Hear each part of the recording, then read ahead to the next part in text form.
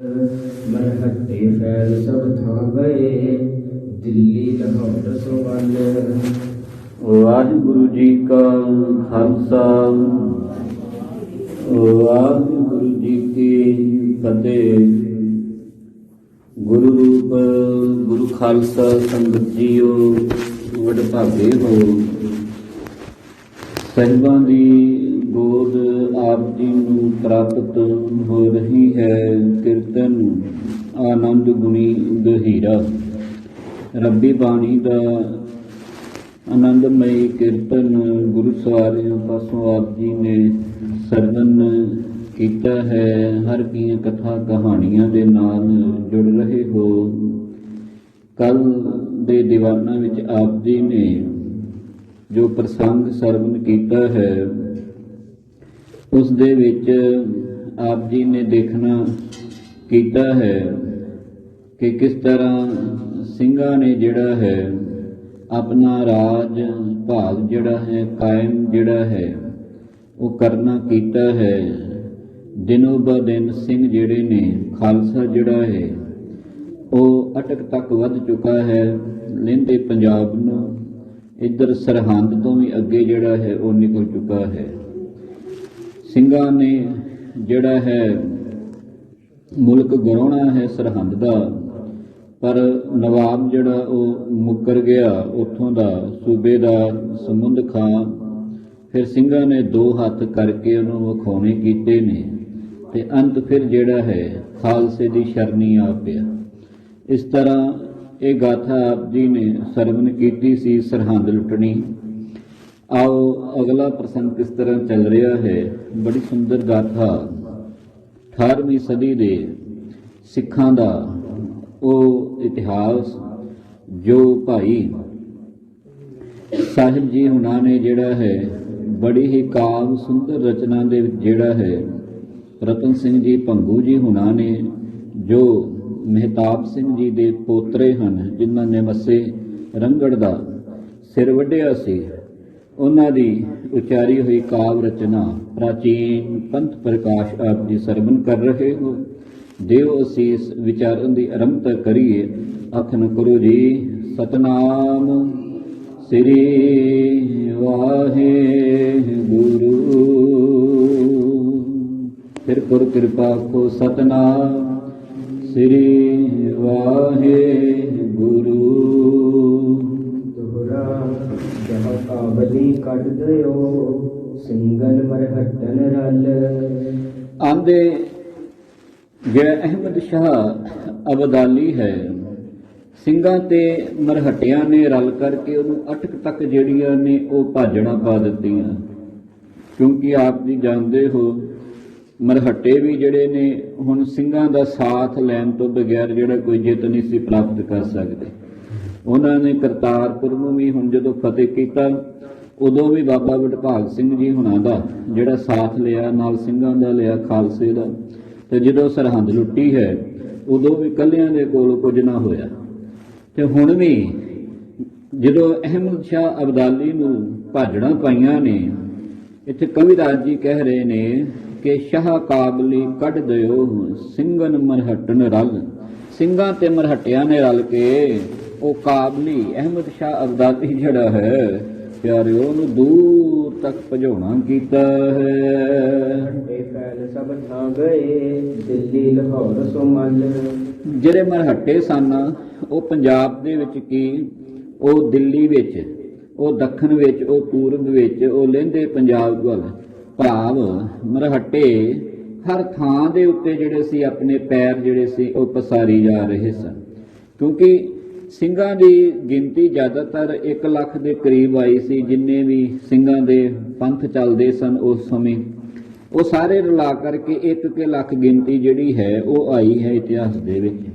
ਪਰ ਜਦੋਂ ਮਰਹੱਟੇ ਹਮਲਾ ਕਰਦੇ ਸਨ ਉਹ 1 ਲੱਖ ਫੌਜ ਜਿਹੜੀ ਸੀ ਇੱਕੋ ਵਾਰ 'ਚ ਲੈ ਆਉਂਦੇ ਸਨ। ਤੇ ਜਿਹੜੇ ਦੂਜੇ ਪਾਸੇ ਪਠਾਨ ਸਨ ਉਹ ਤਾਂ 2 ਤੋਂ 2.5 ਲੱਖ ਤੱਕ ਵੀ ਫੌਜ ਜਿਹੜੀ ਸੀ ਨਾ ਉਹ ਚੜ੍ਹ ਕੇ ਲੈ ਆਉਂਦੇ ਸਨ। ਭਾਵ ਮਰਹੱਟਿਆਂ ਤੇ ਪਠਾਨਾਂ ਦੇ ਮੁਕਾਬਲੇ ਸਿੰਘ ਜਿਹੜੇ ਸਨ ਨਾ ਉਹ ਕੁਝ ਕੁ ਮਾਤਰ ਸਨ। ਪਰ ਫਿਰ ਵੀ ਸਿੰਘਾਂ ਨੇ ਜਿਹੜਾ ਸੀ ਨਾ ਇਹਨਾਂ ਦੇ ਆਹੂ ਲਾਹੇ ਹਨ, ਇਹਨਾਂ ਨੂੰ ਚਣੇ ਚਬਾਏ ਹਨ, ਇਹਨਾਂ ਦੇ ਪੈਰ ਥੋੜੀ ਕੀਤੇ ਆ ਪੰਜਾਬ 'ਚ ਲੱਗਣ ਨਹੀਂ ਦਿੱਤੇ।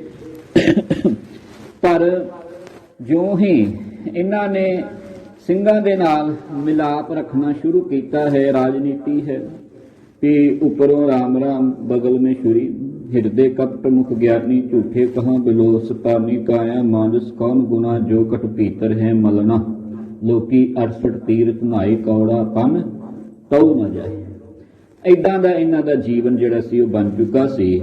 ਉੱਪਰੋਂ ਤਾਂ ਇਹ ਮਲਾਈ ਖਾਨ ਦੇ ਇੱਛੁਕ ਹਨ ਤੇ ਅੰਦਰ ਦੁੱਧ ਦੇ ਵਿੱਚ ਇਹ ਖਟਿਆਈ ਵੀ ਰਲਾਈ ਜਾਂਦੇ ਹਨ। ਜਦੋਂ ਮਤਲਬ ਹੈ ਉਦੋਂ ਸਿੰਘਾਂ ਨੂੰ ਆਪਣਾ ਭਰਾ ਬਣਾ ਲੈਂਦੇ ਨੇ ਤੇ ਜਦੋਂ ਕੁਝ ਪ੍ਰਾਪਤ ਕਰਨਾ ਹੁੰਦਾ ਉਦੋਂ ਲੁੱਟ ਖਸੁੱਟ ਵੀ ਕਰ ਲੈਂਦੇ ਨੇ। ਇਸ ਪ੍ਰਕਾਰ ਇਹ ਪੂਰੇ ਪੰਜਾਬ ਦੇ ਵਿੱਚ ਵੀ ਫੈਲ ਚੁੱਕੇ ਸਨ, ਦਿੱਲੀ ਵਾਲੇ ਪਾਸੇ ਵੀ ਫੈਲ ਚੁੱਕੇ ਸਨ ਜੀ। ਸੁਣੀ ਨਵਾਬ ਲਾਹੌਰੀਅਨ ਚਾਹੇ ਸੋ ਗਾਜਦੀ ਆਏ।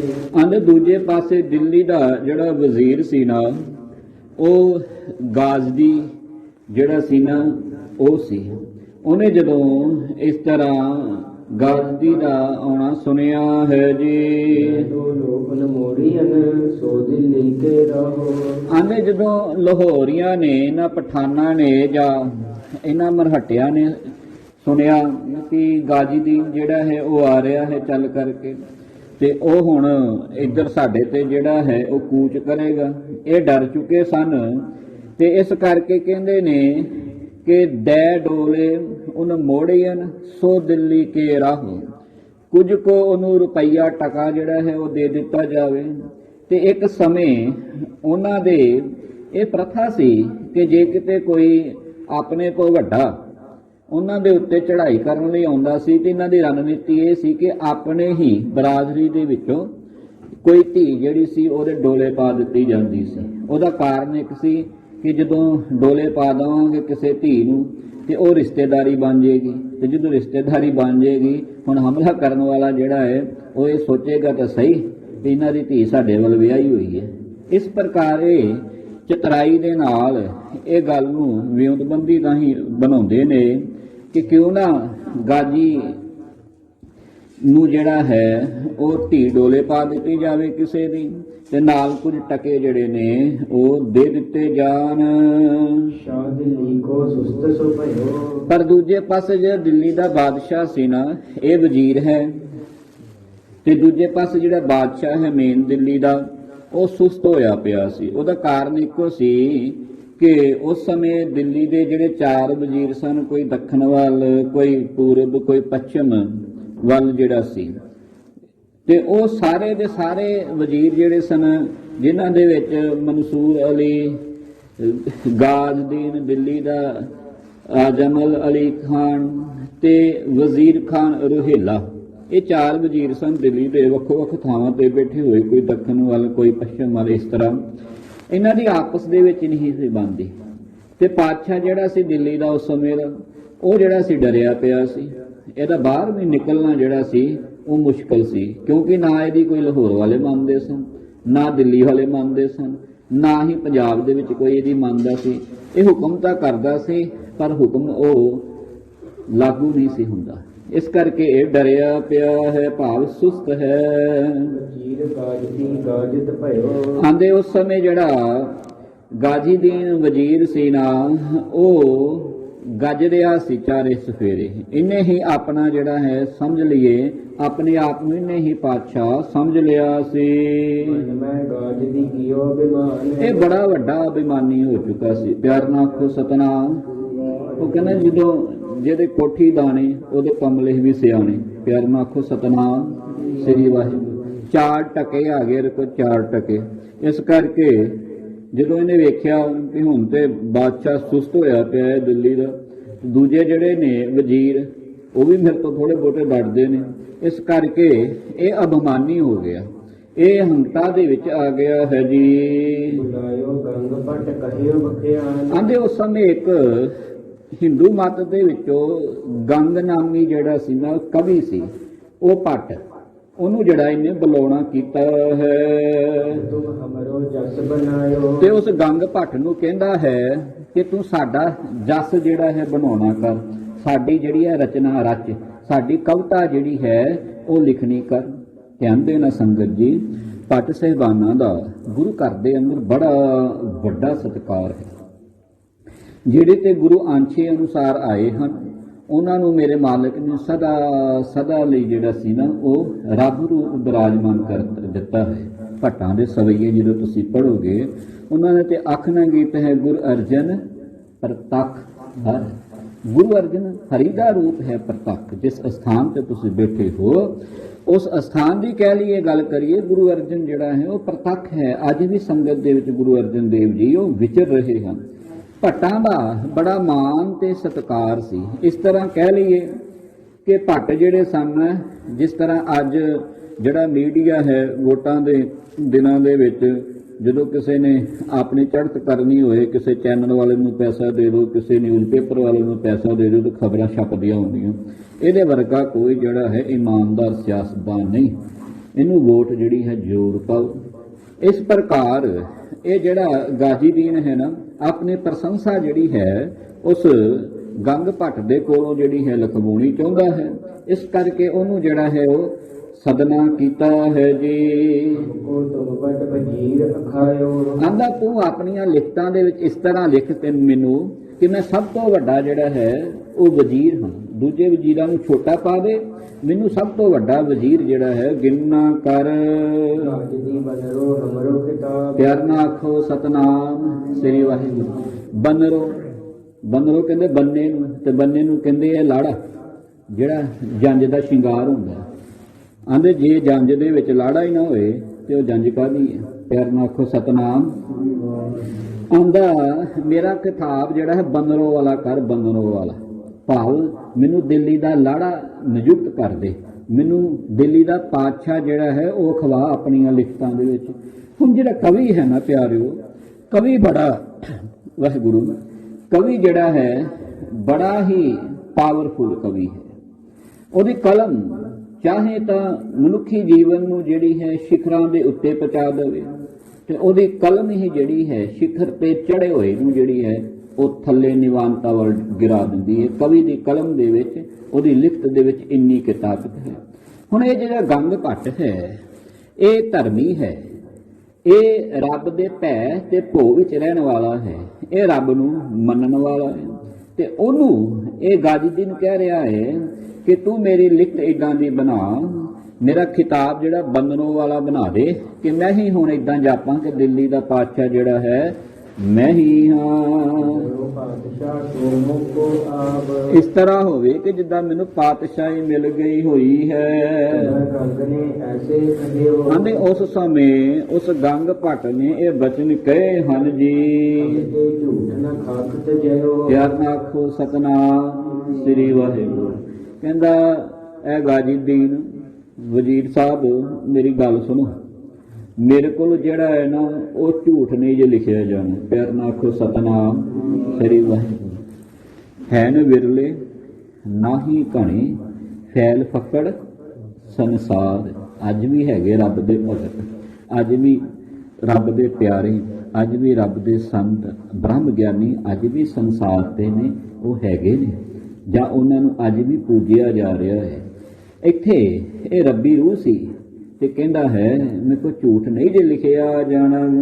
ਸੱਚੋ ਸੱਚ ਕਹੋ ਬਖਿਆਨ। ਜੋ ਤੇਰੀ ਸ਼ਖਸੀਅਤ ਹੈ, ਜੋ ਤੇਰਾ ਕਹਿ ਲਈਏ ਸਵਰੂਪ ਹੈ ਅੰਦਰੋਂ ਜਾਂ ਬਾਹਰੋਂ, ਮੈਂ ਤਾਂ ਚੰਗੀ ਤਰ੍ਹਾਂ ਜਾਣਦਾ। ਹੁਣ ਜੇ ਤੂੰ ਕਹੇ ਕਿ ਉਹਦੇ ਪਰਥਾਏ ਮੈਂ ਝੂਠ ਲਿਖਾਂ, ਤੈਨੂੰ ਜਿਹੜਾ ਪਾਤਸ਼ਾਹ ਘੋਸ਼ਿਤ ਕਰਦਾ ਲਿਖਤਾਂ ਦੇ ਵਿੱਚ, ਤੇ ਮੇਰੀ ਕਲਮ ਜਿਹੜੀ ਹੈ ਫਿਰ ਰੋਵੇਗੀ। ਤੇ ਆਉਣ ਵਾਲੀਆਂ ਪੁਸ਼ਤਾਂ ਜਿਹੜੀਆਂ ਨੇ ਨਾ ਅਸਲ ਦੇ ਵਿੱਚ ਬੜਾ ਦੂਰ ਦਾ ਸੋਚਦਾ ਹੈ। ਮੈਂ ਅੱਜ ਕੁਝ ਗਲਤ ਲਿਖ ਜਾਵਾਂਗਾ ਤੇ ਉਹਨਾਂ ਲਿਖੇ ਹੋਏ ਅਕਸ਼ਰਾਂ ਦੇ ਉੱਤੇ ਜਿਹੜਾ ਖਰਾ ਹੀ ਨਾ ਉਤਰਦਾ ਤਾਂ ਪਹਿਲਾਂ ਵੀ ਨਹੀਂ ਪਿਆ, ਤੇ ਮੇਰੀਆਂ ਅੱਗੇ ਆਉਣ ਵਾਲੀਆਂ ਪੁਸ਼ਤਾਂ ਨੇ ਮੈਨੂੰ ਜਿਹੜਾ ਹੈ ਮੰਦਾ ਕਹਿਣਾ ਹੈ ਕਿ ਇਹਨੇ ਝੂਠ ਦੀ ਗਵਾਹੀ ਭਰੀ ਹੈ, ਝੂਠ ਦੀ ਹਾਮੀ ਭਰੀ ਹੈ, ਇਹਨੇ ਝੂਠੀ ਸਿਫਤ ਜਿਹੜੀ ਹੈ ਇਸ ਵਜ਼ੀਰ ਦੀ ਕੀਤੀ ਹੈ। ਇਸ ਕਰਕੇ ਕਹਿੰਦਾ ਹੈ ਮੇਰੇ ਕੋਲ ਝੂਠ ਨਹੀਂ ਉਹ ਲਿਖਿਆ ਜਾਣਾ, ਮੈਂ ਤਾਂ ਸੱਚੋ ਸੱਚ ਹੀ ਬਿਆਨ ਕਰਾਂਗਾ। ਸੱਚ ਪਹਿਚਾਨ ਕੁਰਬਾਨ। ਆਂਦਾ ਭਾਵੇਂ ਮੈਨੂੰ ਆਪਣੀ ਜਾਨ ਨਾ ਦੇਣੀ ਪਏ। ਪਿਆਰ ਨਾਲ ਆਖੋ ਸਤਨਾਮ ਸ੍ਰੀ ਵਾਹਿਗੁਰੂ। ਧਰਨੀ ਸੀ। ਕਹਿੰਦਾ ਝੂਠ ਨਹੀਂ ਲਿਖਣਾ ਗਾਜੀ ਦੀਨ, ਭਾਵੇਂ ਮੈਨੂੰ ਜਾਨ ਦੇਣੀ ਪੈ ਜਾਵੇ। ਪਿਛਲੇ ਭਟਕ ਚਿਹਰੇ ਮਾਹੇ ਪਿਆਰ ਨਾਲ ਆਖੋ ਸਤਨਾਮ ਸ੍ਰੀ ਵਾਹਿਗੁਰੂ। ਆਂਦਾ ਪਿਛਲੇ ਵੀ ਭੱਟ ਜਿਹੜੇ ਹੋਏ ਨੇ, ਜਿਹੜੇ ਕਵੀ ਹੋਏ ਨੇ ਹਨਾ, ਸੱਚੇ ਕਵੀ ਜਿਹੜੇ ਨੇ, ਉਹਨਾਂ ਨੂੰ ਕਚਹਿਰੀਆਂ ਦੇ ਵਿੱਚ ਖੜਨਾ ਪਿਆ ਹੈ। ਨ ਬੋਲ ਗਏ ਜਾਨ ਗਵਾਏ। ਉਹ ਝੂਠ ਨਹੀਂ ਬੋਲੇ ਪਰ ਉਹਨਾਂ ਨੇ ਆਪਣੀ ਜਾਨ ਗਵਾ ਲਈ। ਪਿਆਰ ਨਾਲ ਆਖੋ ਸਤਨਾਮ ਸ੍ਰੀ ਵਾਹਿਗੁਰੂ। ਭਾਵ ਉਹਨਾਂ ਨੇ ਝੂਠ ਨਹੀਂ ਬੋਲਿਆ ਪਰ ਆਪਣੀ ਜਾਨ ਜ਼ਰੂਰ ਗਵਾ ਲਈ ਹੈ। ਉਹ ਸੱਚ ਦੇ ਉੱਤੇ ਜਿਹੜੇ ਡਟੇ ਰਹੇ ਨੇ। ਅਬ ਮੈਂ ਆਖੋ ਸੱਚ ਪਛਾਨ। ਇਸ ਕਰਕੇ ਮੈਂ ਜੋ ਵੀ ਲਿਖਾਂਗਾ ਉਹ ਸੱਚੋ ਸੱਚ ਪਛਾਣ ਕੇ ਲਿਖਾਂਗਾ। ਮੈਂ ਵੀ ਕਰੂੰ ਅਬ ਜਾਨ ਕੁਰਬਾਨ। ਤੂੰ ਭਾਵੇਂ ਜੋ ਮਰਜ਼ੀ ਕਰ ਲੈ ਗਾਜੀ ਦੀਨ, ਮੈਂ ਝੂਠ ਨਹੀਂ ਲਿਖਣਾ, ਝੂਠੀ ਸਿਫਤ ਤੇਰੀ ਨਹੀਂ ਉਹ ਕਰਨੀ, ਭਾਵੇਂ ਮੈਂ ਹੁਣੇ ਆਪਣੀ ਜਾਨ ਦੇ ਦਵਾਂ। ਦੋਹਰਾ ਬਨੇਰੇ ਤੇ ਬਨਰੀ ਪਈ, ਖਸਮ ਸੁਖੀਓ ਮਲਾਰ। ਕਰਨਾ ਆਖੋ ਸਤਨਾਮ ਸ੍ਰੀ ਵਾਹਿਗੁਰੂ। ਇਹ ਗੰਗਵਾਚ ਹੈ। ਜਦੋਂ ਇਹ ਗੰਗ ਭੱਟ ਦੀ ਮੰਨੇ ਨਾਲ ਤੇ ਇਹਨੇ ਫਿਰ ਨਾ ਇੱਕ ਦੋਹਰਾ ਲਿਖ ਦਿੱਤਾ। ਧਿਆਨ ਦੇਣਾ ਇਸ ਗੱਲ ਦੇ ਵੱਲ। ਇੱਕ ਇਸਲਾਮੀ ਮਤ ਦੇ ਅੰਦਰ ਫਿਰਦੌਸੀ ਹੋਇਆ। ਫਿਰਦੌਸੀ ਉਹਨੇ ਸ਼ਾਹਨਾਮਾ ਫਿਰਦੌਸੀ ਲਿਖਿਆ ਹੈ ਜੀ। ਤੇ ਜਦੋਂ ਉੱਥੋਂ ਦੇ ਬਾਦਸ਼ਾਹ ਨੇ ਆਪਣੀ ਸਿਫਤ ਸਲਾਹ ਜਿਹੜੀ ਹੈ ਲਿਖਾਈ ਉਹਦੇ ਕੋਲ, ਤੇ ਨਾਲ ਕਹਿ ਦਿੱਤਾ ਤੂੰ ਮੇਰੀ ਸਿਫਤ ਲਿਖ, ਮੈਂ ਤੈਨੂੰ ਜਿਹੜਾ ਹੈ 60 ਲੱਖ ਰੁਪਈਆ ਦੇਵਾਂਗਾ। ਇਹਨੂੰ ਫਿਰਦੌਸੀ ਕਹਿੰਦੇ ਸਨ। ਅੱਜ ਤੋਂ 10ਵੀਂ 11ਵੀਂ ਸਦੀ ਦੇ ਵਿੱਚ ਇਹ ਗ੍ਰੰਥ ਲਿਖਿਆ ਗਿਆ ਤੇ ਘੱਟੋ ਘੱਟ ਵੀ ਇਹਦੀਆਂ 6 ਜਾਂ 7 ਵੋਲੀਅਮ, ਜਿਹਨੂੰ ਆਪਾਂ 7 ਜਿਲਦਾਂ ਕਹਿ ਦਈਏ, ਤੇ ਇਹਨਾਂ ਜਿਲਦਾਂ ਨੂੰ ਪੜ੍ਹਨ ਵਾਸਤੇ ਇੱਕ ਗੁਣੀ ਬੰਦੇ ਨੂੰ ਤਕਰੀਬਨ 2 ਸਾਲ ਜਿਹੜੇ ਸਨ ਉਹ ਲੱਗ ਜਾਂਦੇ ਸਨ। ਤੇ ਇਹ ਸਾਰੀ ਜਿਹੜੀ ਸੀ ਸਪੈਨਿਸ਼ ਭਾਸ਼ਾ ਦੇ ਵਿੱਚ ਜਿਹੜੀ ਸੀ ਇਹ ਲਿਖਤ ਲਿਖੀ ਗਈ। ਤੇ ਜਦੋਂ ਇਹ ਲਿਖਤ ਮੁਕੰਮਲ ਹੋ ਗਈ, ਚਲੋ ਹੁਣ 40-50 ਸਾਲ ਪਹਿਲਾਂ ਪੰਜਾਬੀ ਵਿਭਾਗ ਭਾਸ਼ਾ ਪਟਿਆਲਾ ਉਲੱਥੇ ਇਹਦੇ ਬੜੀਆਂ ਭਾਸ਼ਾਵਾਂ ਦੇ ਵਿੱਚ ਹੋ ਗਏ ਤੇ ਯਤਨ ਕੀਤਾ ਪੰਜਾਬੀ ਯੂਨੀਵਰਸਿਟੀ ਪਟਿਆਲਾ ਨੇ ਵੀ ਕਿ ਇਹਦਾ ਉਲੱਥਾ ਪੰਜਾਬੀ ਦੇ ਵਿੱਚ ਵੀ ਕਰ ਦਿੱਤਾ, ਕਿਉਂਕਿ ਆਪਾਂ ਪੰਜਾਬ ਦੇ ਵਿੱਚ ਰਹਿੰਦੇ ਹਾਂ। ਜਦੋਂ ਇਹਨਾਂ ਚੀਜ਼ਾਂ ਨੂੰ ਪੜ੍ਹਾਂਗੇ ਤੇ ਫਿਰ ਪੰਜਾਬੀ ਜ਼ਰੂਰ ਜਿਹੜੀ ਹੈ ਉਹ ਸਮਝਣੀ ਲਈ ਸਾਨੂੰ ਸਹਾਇਕ ਰਹਿੰਦੀ ਹੈ। ਜਦੋਂ ਇਹਨੇ ਉਹ ਉਲੱਥਾ ਲਿਖ ਦਿੱਤਾ ਹੈ ਨਾ, ਤੇ ਉਦੋਂ ਕਹਿੰਦਾ ਲੈ ਰਾਜਨ ਇੱਕ ਦੋਹਰਾ ਰਹਿ ਗਿਆ ਹੈ ਤੇ ਤੂੰ ਨਾ ਇਹਨੂੰ ਪੜ੍ਹ ਲੈ, ਕੋਈ ਕਮੀ ਪੇਸ਼ੀ ਹੈਗੀ ਤੇ ਦੱਸ ਦੇ। ਤੇ ਉਹ ਬਾਦਸ਼ਾਹ ਸਮੇਂ ਦਾ ਜਿਹੜਾ ਹੈ ਉਹਨੂੰ ਪੜ੍ਹ ਕਰਕੇ ਬੜਾ ਖੁਸ਼ ਹੋਇਆ ਤੇ ਖੁਸ਼ ਹੋ ਕਰਕੇ ਨਾਲੇ ਆਪਣੇ ਕੀਤੇ ਹੋਏ ਕੋਲ ਤੋਂ ਮੁੱਕਰ ਗਿਆ। ਕਹਿੰਦਾ ਮੈਂ ਤੈਨੂੰ ਹੁਣ ਜਿਹੜਾ ਹੈ ਨਾ ਉਹ 60,000 ਟਕੇ ਦੇਵਾਂਗੇ। ਪਿਆਰ ਨਾਲ ਆਖੋ ਸਤਨਾਮ ਸ੍ਰੀ ਵਾਹਿਗੁਰੂ। ਮੈਂ ਤੈਨੂੰ ਹੁਣ 60,000 ਟਕੇ ਦੇਵਾਂਗਾ। ਹੁਣ ਇਹ ਗੱਲ ਸਮਝ ਗਿਆ ਹੈ। ਕਵੀ ਦੀ ਕਲਮ ਦੇ ਵਿੱਚ ਕਿੰਨੀ ਕੁ ਪਾਵਰ ਹੈ। ਪੂਰਾ ਉਹ ਕਿਤਾਬਚਾ ਜਿਹੜਾ ਹੈ ਉਹਦੀ ਖੁਸ਼ਾਮਦ ਦੇ ਵਿੱਚ ਉਹਦੇ ਜੀਵਨ ਦੇ ਉੱਤੇ ਉਹਨੇ ਲਿਖਿਆ। ਆਂਦਾ ਇੱਕ ਦੋਹਰਾ ਰਹਿ ਗਿਆ ਸੀ, ਅੰਤ ਦੇ ਵਿੱਚ ਜਾਂਦਾ ਜਾਂਦਾ ਨਾ ਇੱਕ ਪੰਕਤੀ ਜਿਹੜੀ ਹੈ ਉਸ ਪਰ ਥਾਏ ਲਿਖ ਗਿਆ। ਉਹ ਕਹਿੰਦਾ ਕੋਲ ਕਰਤ ਬਕਲੋਲ ਕਰੇ, ਕੋਲ ਕਰਤ ਬਕਲੋਲ ਕਰੇ, ਕਿ ਵਾਅਦਾ ਵੀ ਕੀਤਾ ਤੇ ਉਸ ਵਾਅਦੇ ਦੇ ਉੱਤੇ ਭਾਵ ਮੂੰਹ ਚੋਂ ਬਚਨ ਵੀ ਕਹਿ ਦਿੱਤਾ, ਤੇ ਬਕਲੋਲ ਕਹਿੰਦੇ ਨੇ ਮਲ ਮੂਤਰ ਕਰਨ ਨੂੰ, ਤੇ ਉਹਦੇ ਉੱਤੇ ਮਲ ਮੂਤਰ ਵੀ ਕਰ ਦਿੱਤਾ। ਜਿਹਨੂੰ ਬਾਣੀ ਨੇ ਇਸ ਪ੍ਰਕਾਰ ਵੀ ਕਿਹਾ ਬਚਨ ਕਰੇ ਤੈ ਖਿਸਕ ਜਾਏ ਸੋਈ ਨਰ ਕੱਚਾ। ਜਿਹੜਾ ਬਚਨ ਕਰੇ ਤੇ ਉਸ ਬਚਨ ਤੋਂ ਬਾਅਦ ਜਿਹੜਾ ਮੁੱਕਰ ਜਾਏ ਉਸ ਬਚਨ ਤੋਂ। ਆਪਾਂ ਕਿਸੇ ਨਾਲ ਕੋਈ ਵਾਅਦਾ ਕਰ ਲਈਏ ਰਿਸ਼ਤੇਦਾਰ ਬਰਾਦਰੀ ਦੇ ਨਾਲ, ਭਾਈਵਾਲ ਸਾਂਝੀ ਤੌਰ ਦੇ ਉੱਤੇ, ਤੇ ਜਦੋਂ ਸਮੇਂ ਤੇ ਆਏ ਲੈਣ ਆਪਣੀ ਚੀਜ਼ ਤਾਂ ਆਪਾਂ ਕਹੇ ਜਾ ਭੱਜ ਜਾ, ਤੇ ਫਿਰ ਕਹਿੰਦੇ ਬੰਦਾ ਜਿਹੜਾ ਹੈ ਨਾ ਇਹ ਜ਼ਬਾਨ ਦਾ ਕੱਚਾ ਹੈ। ਇਹ ਰਾਜਨ ਤੂੰ ਜ਼ਬਾਨ ਦਾ ਕੱਚਾ, ਉਹਨੇ ਕਹਿ ਦਿੱਤਾ ਕਲੋਲ ਕਰੇ ਵਾਹ ਕੋਲ ਕਰੇ, ਕੋਲ ਕਰਤ ਬਕਲੋਲ ਕਰੇ। ਬਚਨ ਵੀ ਕੀਤਾ ਤੇ ਉਸ ਬਚਨ ਦੇ ਉੱਤੇ ਪਿਸ਼ਾਬ ਵੀ ਕਰ ਦਿੱਤਾ, ਭਾਵ ਕਿ ਹੋਏ ਬਚਨ ਤੋਂ ਮੁੱਕਰ ਗਿਆ। ਇਹ ਜਦੋਂ ਇਹਨੇ ਵਿੱਚ ਜਦੋਂ ਲਿਖ ਦਿੱਤਾ ਤੇ ਆਂਦਾ ਮੈਂ ਲਿਖ ਕੇ ਤੇ ਚੱਲਿਆ ਹਾਂ, ਪਰ ਸਾਰੀ ਜ਼ਿੰਦਗੀ ਜਿਹੜਾ ਹੈ ਨਾ, ਜਿਹੜਾ ਵੀ ਇਹ ਗ੍ਰੰਥ ਪੜ੍ਹੇਗਾ ਉਹ ਅੰਤਲਾ ਦੋਹਰਾ ਪੜ੍ਹ ਕੇ ਨਾ ਤੇਰੇ ਜੀਵਨ ਤੋਂ ਜਿਹੜਾ ਹੈ ਉਹ ਮੁਨਾਸਬ ਹੋ ਜਾਵੇਗਾ ਕਿ ਇਹਦਾ ਇੱਦਾਂ ਦਾ ਜੀਵਨ ਸੀ। ਇਹ ਗੱਲ ਕਰਕੇ ਮੁੱਕਰ ਜਾਂਦਾ ਸੀ।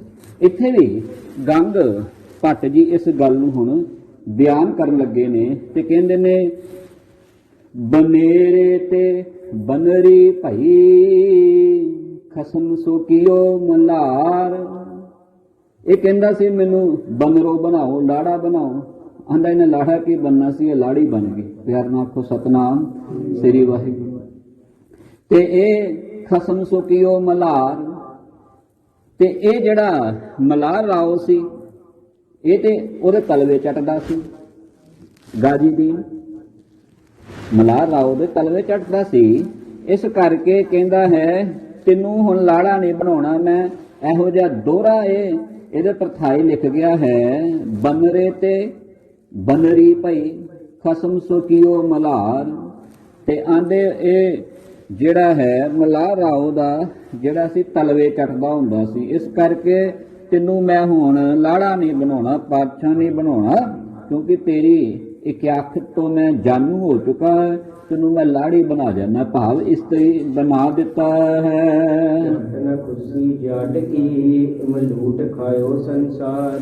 ਉਹਦਾ ਕਾਰਨ ਇੱਕ ਇਹ ਵੀ ਰਿਹਾ ਕਿ ਜਦੋਂ ਮਥੁਰਾ ਦੇ ਉੱਤੇ ਅਹਿਮਦ ਸ਼ਾਹ ਅਬਦਾਲੀ ਨੇ ਹਮਲਾ ਕੀਤਾ ਤੇ ਉੱਥੇ ਵੀ ਮਥੁਰਾ ਜਦੋਂ ਇਹਨੇ ਅਹਿਮਦ ਸ਼ਾਹ ਅਬਦਾਲੀ ਨੇ ਲੁੱਟੀ ਹਿੰਦੂਆਂ ਦੇ ਉੱਤੇ, ਜਦੋਂ ਕਤਲੇਆਮ ਕੀਤਾ ਮਥੁਰਾ ਦੇ ਵਿੱਚ ਅਹਿਮਦ ਸ਼ਾਹ ਅਬਦਾਲੀ ਨੇ, ਤੇ ਉਦੋਂ ਭਰਤਪੁਰੀਏ ਇੱਕ ਜਾਟ ਹੋਏ ਨੇ ਤੇ ਉਹਨਾਂ ਨੇ ਭਰਤਪੁਰੀਏ ਜਾਟ ਨੇ ਜਿਹੜਾ ਸੀ ਉਹ ਜਵਾਹਰ ਮੱਲ ਸੀ, ਤੇ ਉਹਨੇ ਉਦੋਂ ਆ ਕੇ ਸਿੰਘਾਂ ਦੇ ਕੋਲ ਫਰਿਆਦ ਕੀਤੀ ਸੀ ਕਿ ਸਾਨੂੰ ਜਿਹੜਾ ਹੈ ਉਹ ਬਚਾਉਣਾ ਕਰੋ। ਤੇ ਉਦੋਂ ਸਿੰਘਾਂ ਨੇ ਨਾਲ ਜਵਾਹਰ ਮੱਲ ਦੇ ਰਲ ਕੇ ਤੇ ਉਦੋਂ ਵੀ ਜਿਹੜਾ ਸੀ ਨਾ ਇਹਨਾਂ ਨੂੰ ਜਿਹੜਾ ਸੀ ਮਰਹਟਿਆਂ ਨੂੰ ਜਿਹੜੇ ਸੀ ਨਾ ਉਹ ਆਹੂ ਲਾਹੇ ਸੀ, ਉਹ ਚਨੇ ਜਿਹੜੇ ਸਨ ਉਹ ਚਬਾਏ ਸਨ। ਇਸ ਕਰਕੇ ਉਦੋਂ ਵੀ ਇਹ ਗੱਲ ਨੂੰ ਇਹਨਾਂ ਨੇ ਯਾਦ ਰੱਖਿਆ ਹੈ। ਇਹ ਕਵੀ ਹੈ, ਲਿਖਤਾਂ ਜਾਣਦਾ ਹੈ, ਪੁਰਾਣੀਆਂ ਇਤਿਹਾਸ ਨੂੰ ਜਾਣਦਾ ਸੀ। ਆਂਦਾ ਇਹ ਗਾਜੀ ਦੀਨ ਜਦੋਂ ਭਰਤਪੁਰ ਦੇ ਵਿੱਚ ਤੇਰੇ ਨਾਲ ਜਿਹੜੀ ਬੀਤੀ ਹੈ ਮੈਂ ਉਹ ਜਾਣਦਾ ਹਾਂ, ਦੱਸ ਉਦੋਂ ਕਿਤੇ ਤੂੰ ਉੱਥੇ ਤਾਂ ਟਿਕ ਨਹੀਂ ਸਕਿਆ ਤੇ ਇੱਥੇ ਕਹਿੰਦਾ ਤੂੰ ਮੈਨੂੰ ਦਿੱਲੀ ਦਾ ਪਾਤਸ਼ਾਹ ਬਣਾ ਦੇ। ਲਿਖਤਾਂ ਦੇ ਵਿੱਚ ਇਸ ਤਰ੍ਹਾਂ ਜਿਹੜਾ ਹੈ ਮੈਂ ਨਹੀਂ ਕਰ ਸਕਦਾ।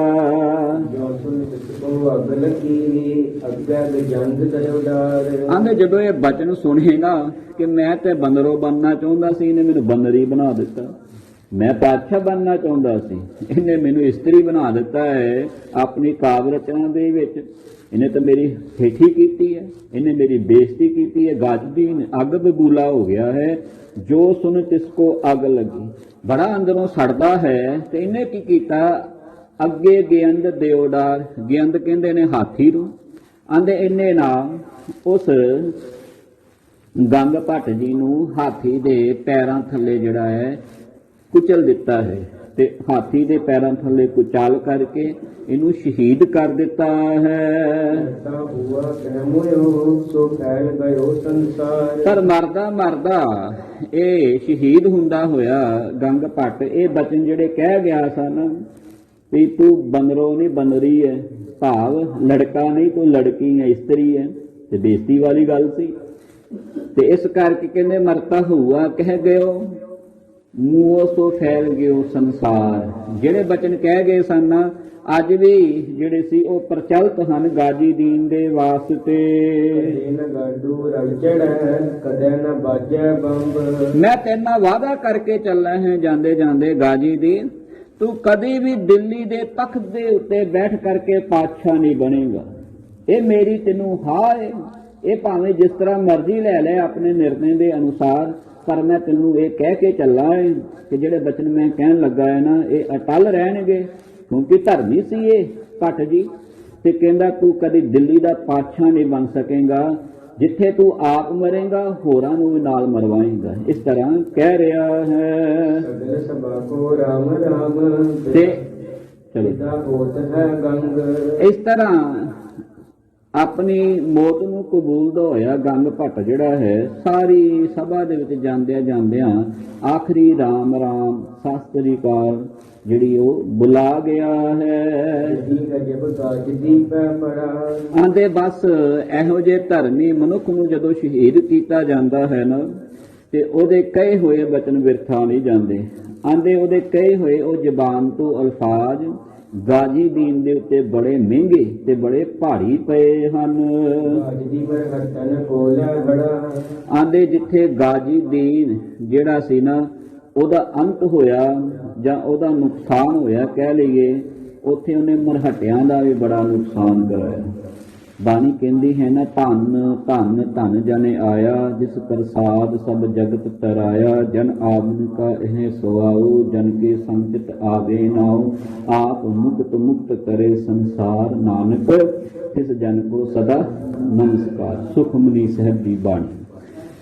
ਤੇ ਦੂਜੇ ਪਾਸੇ ਜਿਹੜਾ ਧਰਮੀ ਹੈ ਉਹ ਤੇ ਹੋਰਨਾਂ ਨੂੰ ਤਾਰ ਕੇ ਲੈ ਜਾਂਦਾ ਜੀ ਨਾਲ, ਤੇ ਜਿਹੜਾ ਹੁਣ ਹੈ ਹੀ ਕੁਕਰਮੀ ਹੈ, ਜਿਹੜਾ ਹੈ ਹੀ ਬੇਈਮਾਨ, ਜਿਹੜਾ ਹੈ ਹੀ ਚੋਰ, ਉਹ ਤੇ ਆਪ ਡੁੱਬਦਾ ਹੈ, ਨਾਲ ਚੇਲਿਆਂ ਨੂੰ ਡੋਬ ਦਿੰਦਾ ਹੈ। ਪਿਆਰ ਨਾਲ ਆਖੋ ਸਤਨਾਮ। ਇਹ ਗਾਜੀ ਦੀਨ ਦੇ ਪ੍ਰਥਾਏ ਜਿਹੜੇ ਬਚਨ ਹਨ, ਤੇ ਦੇਖੋ 200-300 ਸਾਲ ਹੋ ਚੁੱਕਾ ਹੈ ਹਨਾ ਜੀ, ਇਸ ਸਦੀ ਨੂੰ ਬੀਤਿਆ ਹੋਇਆ 18ਵੀਂ ਸਦੀ ਨੂੰ, ਤੇ ਅੱਜ ਵੀ ਰਤਨ ਸਿੰਘ ਜੀ ਭੰਗੂ ਜੀ ਹੁਣਾਂ ਨੇ ਇਹ ਗੰਗ ਭੱਟ ਦੇ ਬਚਨ ਜਿਹੜੇ ਨੇ ਸਦਾ ਸਦਾ ਦੇ ਲਈ ਇਤਿਹਾਸ ਦੇ ਵਿੱਚ ਸਾਂਭ ਕੇ ਰੱਖ ਦਿੱਤੇ, ਤੇ ਜਿਹੜਾ ਵੀ ਪੜ੍ਹੇਗਾ ਉਹ ਫਿਰ ਗਾਜੀ ਦੀਨ ਦੀ ਇਸ ਨੀਤੀ ਨੂੰ ਜਿਹੜਾ ਪਛਾਣ ਲਵੇਗਾ।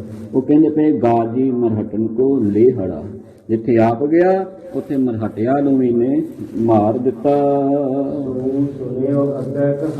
ਹੁਣ ਜਿਹੜੀ ਅੱਗੇ ਕਹਾਣੀ